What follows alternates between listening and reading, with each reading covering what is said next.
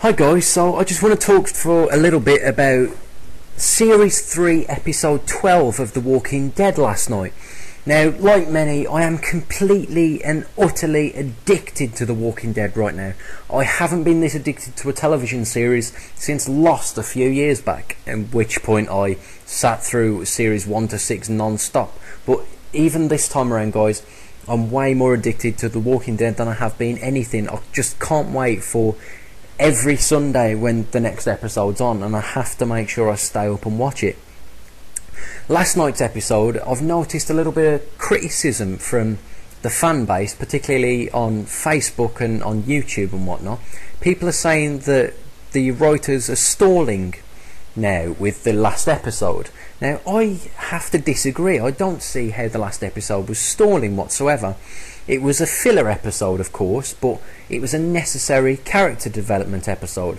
I mean, we finally got to see, spoiler alert guys, I will obviously put spoiler alert in this title. Spoiler alert, we saw the return of Morgan for the first time since episode 1.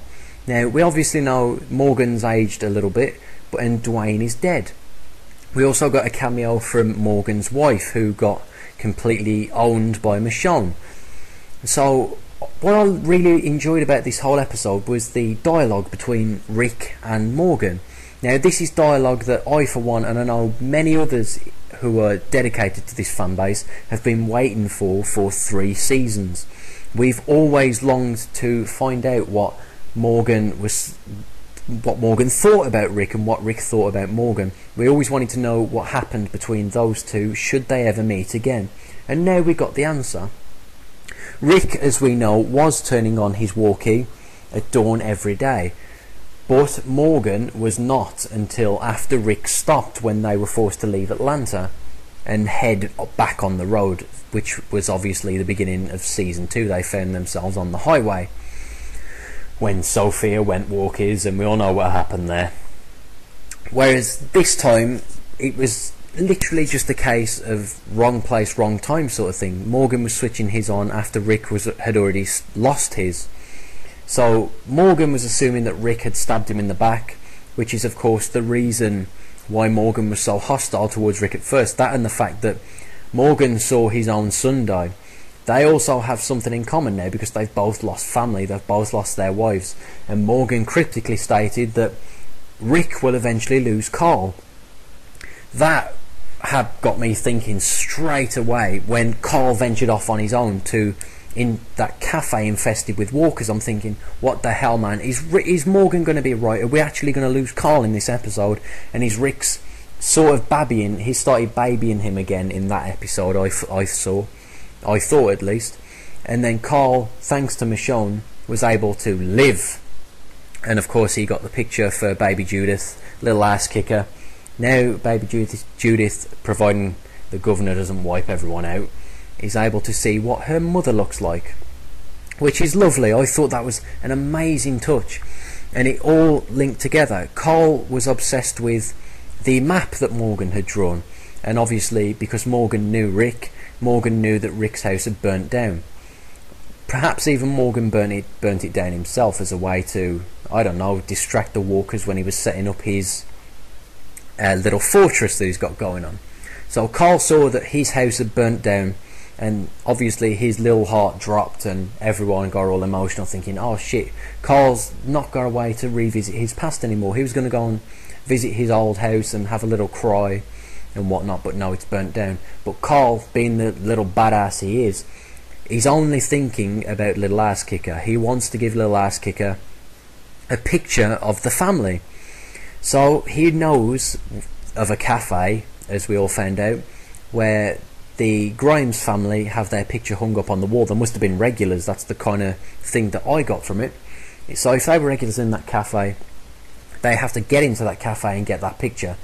Of course, as we found out, Michonne knows a little thing or two about the walkers and what kind of things are going to distract them. The walkers are just going to lie there until something catches their fancy. I don't know why they do that, but that's in all zombie films. They just lie there until something distracts them. And of course, a knock on the door was the thing needed to distract them. We saw them lying there. We knew they were going to animate at some point, guys. And we knew that those walkers were going to pose a threat. And I thought at the time, those walkers were going to be the ones to bite Carl after Morgan's cryptic dialogue.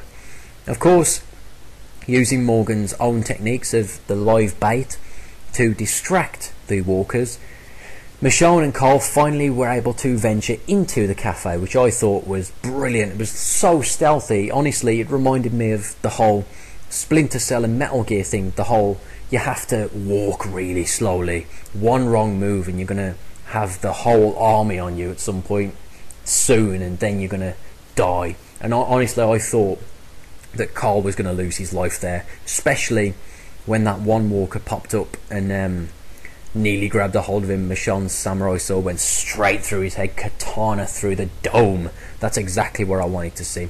Then how slowly she pulled it out so as to not alert anyone else. I thought that was freaking awesome. I thought that was genius.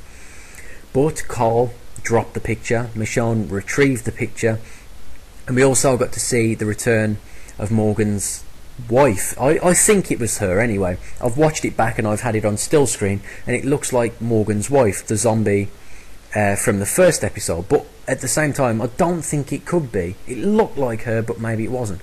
And later on, Morgan tells us about how he had to shoot his wife in order to save Dwayne, so perhaps it isn't the same zombie. But just leave me a comment, guys. Have a look yourselves if you've watched the episode. Does it look like Dwayne's mom? Does it look like Morgan's wife? Because I really think it does, and I think Michonne might have killed her. Maybe Morgan shot Dwayne instead when he was talking about how he had to put them down. Whatever he was talking about, it looked like Morgan's wife. If not, fair enough, but it was cool nonetheless. Michonne retrieved the picture, and of course we get some more dialogue between Rick and Morgan. Now, what I also thought was a brilliant throwback, the music was the same as episode 1, if not identical, eerily similar in many of the scenes with Rick and Morgan. And Morgan also stabbed Rick. Now, if you remember the pilot episode, Morgan warns Rick that if he makes one wrong move towards him, he's going to stab him, and that blade is going to pierce his skin. Now, Rick finally got stabbed with that blade, and Rick, being the badass he is, when Michonne and Carl acknowledge the wound, he just shrugs it off and says it's nothing. Then Carl apologises to Morgan, and they're off on their way. Now, another thing I loved about this episode, guys, is that at the beginning, Michonne, Rick and Carl simply ignore the fact that a guy is wandering on his own looking for help. Now, this guy, they just completely blank him and leave him, basically, he's walker bait. Now, what I love, I completely forgot about that guy until they were driving back to the prison at the end of the episode, and we see that guy's mutilated corpse just casually littered and ripped apart all over the floor. And they drive past his backpack, his bright yellow backpack, which was obviously why they gave him a bright yellow backpack, because you're going to remember that backpack. They stop the car, they drive back, and they pick up the backpack and then go on their way. That is perfect survival horror at its finest. You cannot get better than that, guys. They didn't help another survivor, because what have they done thus far? The amount of survivors they have helped and brought back to the prison, everything's gone wrong. Oscar's gone now. Merle is in the prison. That's another mouth to feed. What if they had rescued that guy and took him back to the prison? They wouldn't have been able to feed him. He was going to end up just like Oscar. Even though they could have used the extra guns, the extra hands to help against the governor, there was nothing that they could have got from benefit. There was nothing that could have benefited them from picking up that hitchhiker. Plus, I thought it was just a perfect example of survival horror, and the extreme feelings going through their heads at the time. They didn't even show 1 ounce of remorse or mercy for letting that guy die. Instead, they just drove back, picked up his backpack, and went on their way. Didn't even say goodbye, didn't even say thank you very much. They just stole his supplies, left his corpse to the walkers, and went on their way.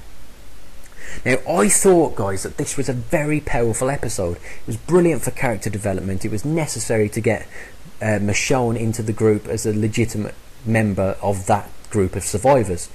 They are fighting for a common interest. Yes, we know that. They all want to kill the governor.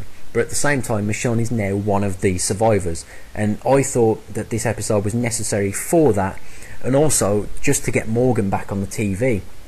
We hadn't seen Morgan for a long time, and his cameo, I recognised the gun and the fact that there was a sniper. We haven't seen a sniper rifle yet, so I knew it was going to be Morgan from the get-go, especially in the previously on AMC's The Walking Dead. That was my cool impression. Does that make sense? Was it any good? No. But they even threw back to when Rick was overlooking the sunset the last time he ever spoke to Morgan, saying he was going to head on his way. What kind of disappointed me is that they didn't acknowledge the fact that Rick had left notes and little signs littered all over the cars and whatnot to help Morgan and Dwayne along their way. But obviously, thinking about it, they didn't really need to acknowledge that. It would have been cool for Rick to mention when they were having their heated confrontation, but of course we all know now Morgan stayed in the neighbourhood. This entire episode was a revisit to Rick's old neighbourhood. They went back to the police station to find the guns, and we obviously found out that Morgan had become a booby trap master, and he literally hoarded every single gun in the neighbourhood from the police station, the whole stash of things. He got them all. He got his own little army. Now I think this is going to play an important role. Even though they've all said the goodbyes, Morgan's been left to his own devices, and he's said he's not going to follow survivors. I think, guys, that in episode 13 and beyond, maybe even the finale, there's going to be a moment when it's just Rick and just the governor, and it's going to be a matter of life and death between Rick and the governor. We're all going to be left thinking, oh man, Rick's going to die, this is it, this is the last season, Rick's dead. But no, I think Morgan's going to pop back up with his sniper, and Morgan's going to be the one to save the day, because I think that would be a great way to end the season. Morgan's going to become one of the survivors. Rick's words have actually got through to Morgan, is what I hope we'll find out, and then Morgan will be one of the survivors as well. I don't know who is going to die at the season finale. I can't put my finger on it. I'm hoping that nobody dies, because the cast as it is now, I really enjoy all the cast. In the sneak peek in episode 13, Hershel is driving the car. Now we know it's an automatic, and we know Hershel's got a false leg on to drive the car, which I think is really awesome that Hershel's driving. But why is Hershel there? Hershel is the talker of the group. He's the one with sense and reason. I think Hershel's going to be the one to try and discuss things over, talk things over with the governor to try and come to some sort of truce. But as we all know, the governor's freaking insane, so there's not going to be a truce. And I think, if anyone, Hershel is the most likely to die as soon as the next episode, because why take a one-legged man into a gunfight? It's not going to happen.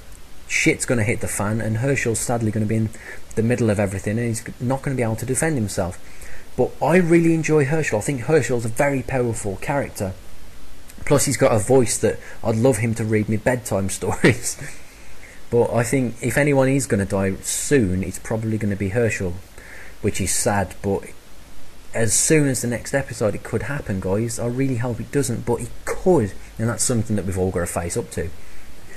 I also think, and I hope not, because Merle Dixon has been one of my favourite characters since the first time we saw him in the, I believe it was the second episode we first saw Merle on the roof. Now I've been waiting for Merle Dixon's return to the series since then, and finally we get to see Merle in season 3 as a bad guy, but I still liked him, and I was longing for the time when Daryl would run in and rescue. We'd get a reunited Dixon Brothers group, and everything would be brilliant, and Merle would come over to the good side. Now obviously it was a long-winded process, but finally we do get Merle Dixon on the good side, and more importantly we get Merle and Daryl back together the way it should have been. And I love their dialogue, and I think Merle is a very powerful character. I think Daryl's a very powerful character, so I don't want either Merle or Daryl to die. But at some point, again leading up to the finale of season 3, I think either Merle or Daryl are going to be sacrificed, so to speak, for one another, as in Merle's going to die to save Daryl, or Daryl's going to die to save Merle.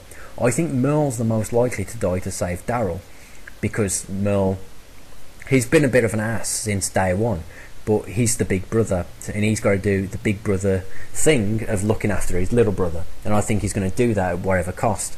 Now Merle's the one that's coming up with a genius plan to kill the governor and fight head on, and obviously Merle's going to be right in the heat of the battle when it goes on. but the governor's got a vendetta against Merle. Andrea's got a vendetta against Merle, so maybe Andrea's going to be the one to kill Merle. I don't see Andrea coming back to the good side. I think Andrea's going to stay in Woodbury with the governor, and she's going to be on the governor's side. She's going to kill him. She's going to be killed, in there, in Woodbury, or stay as a survivor in Woodbury if Woodbury happens to survive. We don't know what's happening yet. But Andrea had the opportunity to kill the governor. She didn't kill the governor, and now we all hate Andrea. I've always hated Andrea. I think she's a bitch, and she should have been killed off a long time ago. I really hate the woman with a fiery passion. I know she's only a character, but she's one of those characters that makes my blood boil. When she came back to the prison, I was hoping she would have stayed with the survivors, or even just got killed. I would have been happy with that. But I'll be Andrea. Andrea is still with Woodbury. She slept with the governor, and yeah, nobody likes Andrea. I hate Andrea. So guys, I don't see why there's so much negativity about this episode of The Walking Dead. Season 3 episode 12, in my opinion, was a flawless character development episode, and I think it was a masterful episode. In fact, it's one of my favourite episodes of the season thus far. My favourite episode so far is probably, I've got a few, the mid-season finale episode, and the one after the mid-season finale, when Merle finally came to the good side.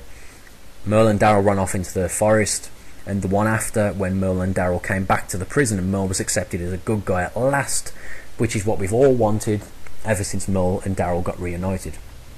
And this one, the return of Morgan, the acceptance of Michonne into the group of survivors, I think it was very powerful, and I think it worked incredibly well. So I don't see why people are saying that everything's dragging now. I don't see why people are saying it's less believable, because I think it's just as gritty, and it's basically the calm before the storm. That's what you got to think about. We're going to want as much calm as we can leading up to the last, I think we got four episodes left of the season. I'm not sure. I think it ends in like the end of March. But we need that calm because it leads up to the storm, and the storm's obviously going to be huge. So I hope you guys enjoyed the episode as much as I did, because I don't think there's been a bad episode to date in The Walking Dead. I've literally sat and enjoyed and been addicted to every episode in every season thus far, and episode 13 was no exception. In fact, I think I'm enjoying it more now than I was in season 1 and 2, which is saying something, because I loved season 1 and 2. But season 3 is just something else thus far. The cast is absolutely incredible, and even like the minor main characters like Hershel and Maggie, they've all come out into their own. Carol's an amazing character now. Even, you've got a fine line between who you love and hate. Merle Dixon was on the line, and now he's a good guy, so you have to love him. Even if you love to hate him because he's such a bigoted arsehole, he's just one of those characters that you love because he is who he is. Zombie apocalypse or not, Merle Dixon is still Merle Dixon regardless. Daryl Dixon is still Daryl Dixon regardless. Only Daryl is the sensible one now because he's had 6 months on the road, whereas Merle, of course, got rescued by the governor and took to Woodbury. So Merle is still domesticated to the whole regular life, so to speak, in the apocalypse. So guys, let's just sum this up because we're pushing a good 20 minutes now. I think this episode was incredible, and it's one of my favourite in the season to date, and I definitely recommend that you should all watch it. I don't see what people are complaining about, saying that it was a pointless filler episode and that it's going continuously downhill, because I disagree. I think the series is just getting better and better and better. We finally got to see the return of Morgan. We've got some awesome character development with Rick and Carl, Michonne and Morgan as well. And of course, we got a brilliant sneak peek into next week's episode when Rick,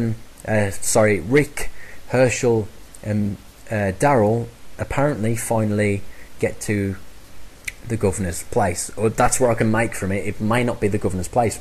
Maybe they're going somewhere else. Maybe they're doing a run. We don't know yet. But The Walking Dead is certainly doing a hell of a lot to keep me addicted and keep me hooked. and they keep giving us those cliffhangers that keep us coming back week after week. I thought the symbolism in this week's episode was phenomenal. The character development was beyond masterful.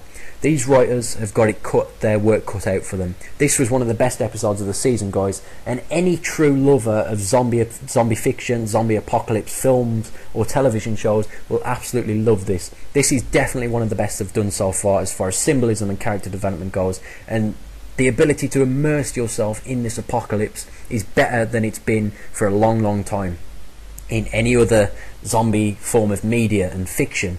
This is as good as it gets, guys. This is probably the best zombie related thing that we've ever had, and I certainly recommend that if you haven't already, get on this Walking Dead bandwagon, guys. It's already going places. It's been on for 3 years and it's only getting better. Season 4 has just been confirmed to start filming, I believe, in May. So I personally cannot wait for Season 4, but I am also looking forward to the rest of Season 3. As always, guys, if you're a fan of my videos, my general commentary and banter and commentating and everything else I do on here, then be sure to just let me know. Thumbs up, subscribe, and as always, guys, enjoy my videos, but more importantly this time around, don't just enjoy my videos, enjoy the hell out of The Walking Dead. Till next time, guys, enjoy.